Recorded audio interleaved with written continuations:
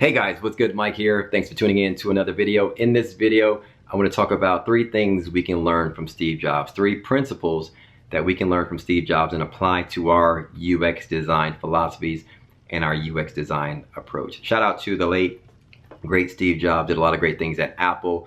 Great thinker, great innovator. We use all his products. Shout out to Steve Jobs. Rest in peace. I'm not an Apple fanboy by any means.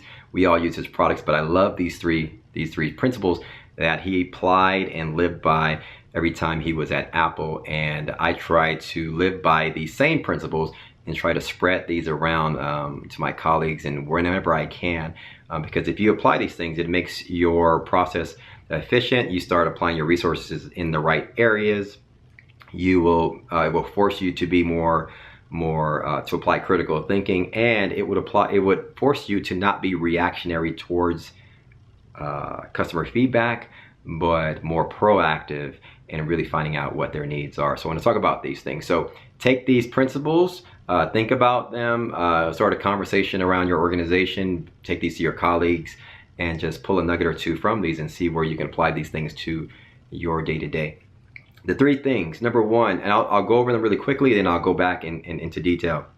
Number 1, he was customer first. He has a famous video where he says we have to build around the customer experience, right? So that's number 1. He was customer focused first. Number 2, he has a quote, and I'm paraphrasing, where he's talking about getting into the grain of really understanding what the user wants. And once you do that, you can build great products around that.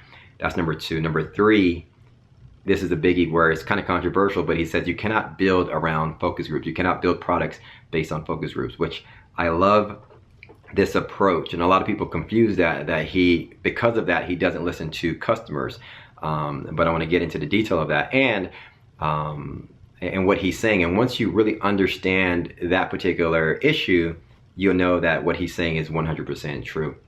There's a high-level executive that actually worked with Steve Jobs, built up all the Apple stores, took some of these principles, or what I think he believed was the principles from Steve Jobs, applied it to another organization, failed miserably. So I want to talk about what we can learn from that. But let's talk about those 3 things. Number 1, Steve Jobs was customer first. He has a famous video in 1997 on YouTube where he says to his organization, I don't know, this is when he was coming back or if he was already there when he got fired and that thing, but he was saying to Apple that they have to change their approach. And he says that he was guilty of this, that they were always technology driven first, then you build on top of it and you try to squeeze in user experience into that. He says we have to change that. We have to think customer experience first and build our technology around it. All right, this is, if any UX designer, anyone that's in this discipline, we would love every leader of an organization to think this way. A lot of them think this and actually say this in conferences and interviews and whatnot, but they don't actually live it and breathe it, right? There's a big difference. So Steve Jobs lived it and breathed it. You know, he lived it and he applied it every single day. So the point here is user-centered design, basing your entire focus around the customer experience first, learning what their needs are, then building your technology around it. As a designer, focus on what the customer needs and design around it. Don't try to say, hey, I'm going to use this WordPress site, this framework, and then I'm going to squeeze everything into it, right? Find out what their needs are, then apply the technology, apply the framework, apply the needs based around that, right?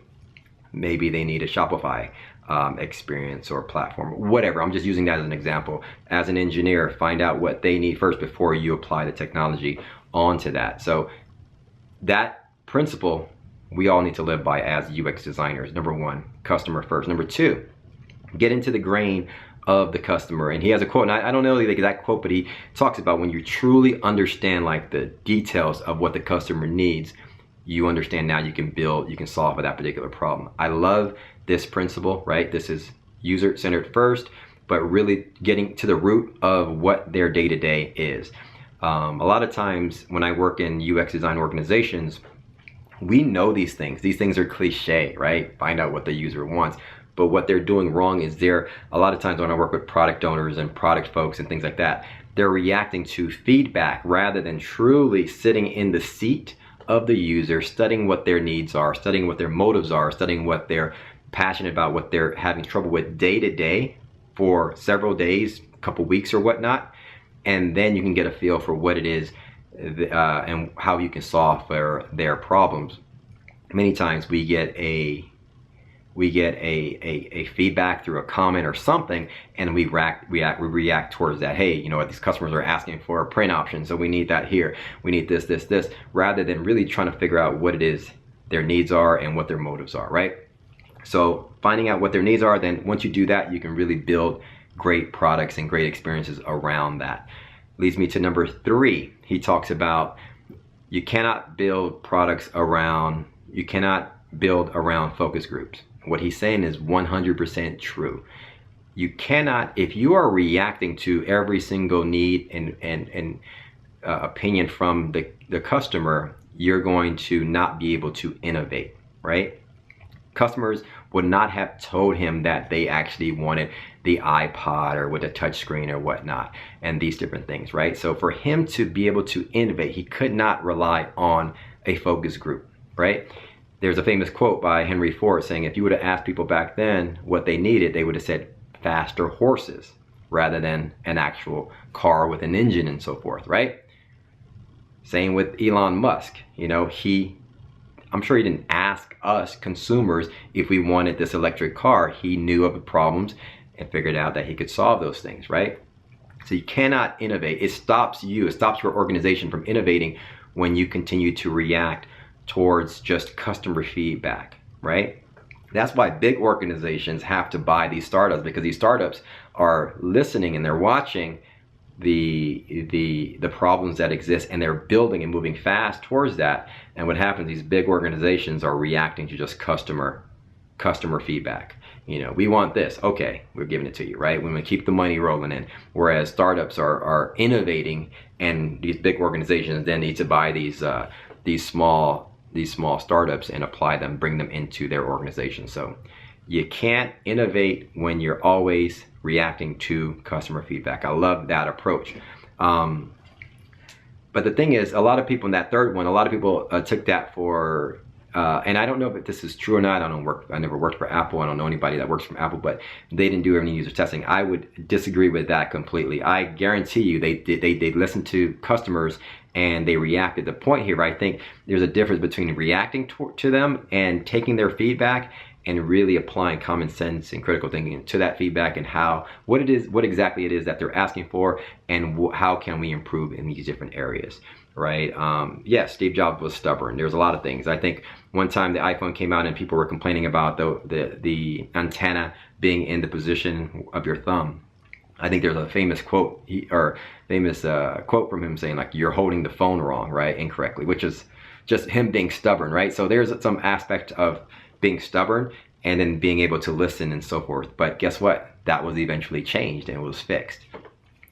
Leading to my last point. There is that famous C-level executive, I think his name was Rod or whatever, but he left Apple, went to JCPenney and failed miserably. He tried to go to JCPenney. He was in charge of, he was credited for building up all the Apple stores and so forth. So he tried to go to JCPenney as a CEO and rebrand it and try to rejuvenate JCPenney, build it up. What he did was he eliminated the coupons and tried to get rid of this low income environment type of retail shopping experience, right? So he got rid of discounts, got rid of this low shopping experience and tried to build it up, rebrand everything. And what happens is, you know, our grandma's been using, you know, our grandma's been shopping at JCPenney's forever, right? For 1,000 years. All the customers complained, didn't like it. I mean, sales dropped by 40%, stock dropped by 50%. They eventually kicked him out after a year. The problem is, he has a famous quote saying that we didn't test at Apple, so when he started to get this feedback from customers, he ignored it.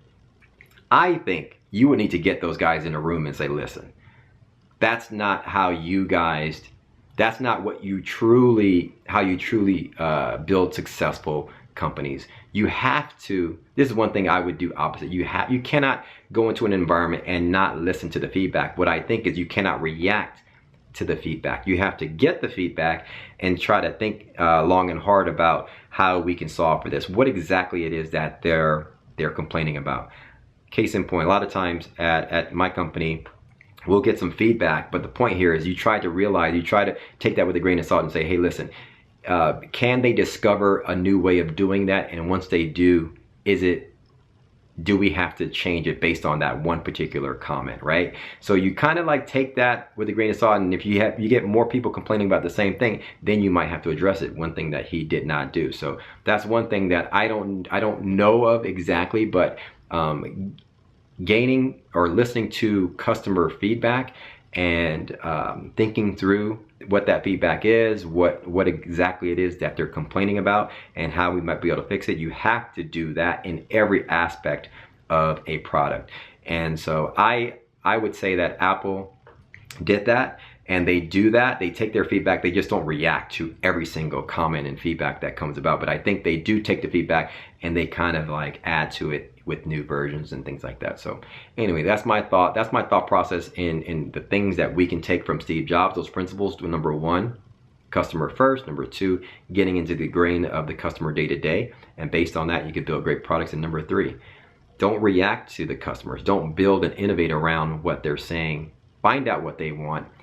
Find out exactly what it is they want without actually asking them. That's what I take from that third principle. And that fourth one, don't do what that guy did. Don't ignore customers completely. You have to listen to their feedback and take it with a grain of salt, but kind of consume that feedback and say, hey, where can we improve? Is this a real problem or not? Anyway, that's my thoughts. Hit me up in the comments below. Let me know your thoughts. Thanks for commenting, liking, and subscribing to my YouTube channel. If you want to learn more about how I approach things and you want to learn UI, UX design, and get involved in this industry and become a product UI, UX designer, you can visit my site, ML UX Academy. It's where I teach you basically everything that I know and teach you my thought process and some of the things that I'm talking about here. Anyway, thanks for watching, guys. Catch you guys in the next video. We'll talk soon. Bye-bye.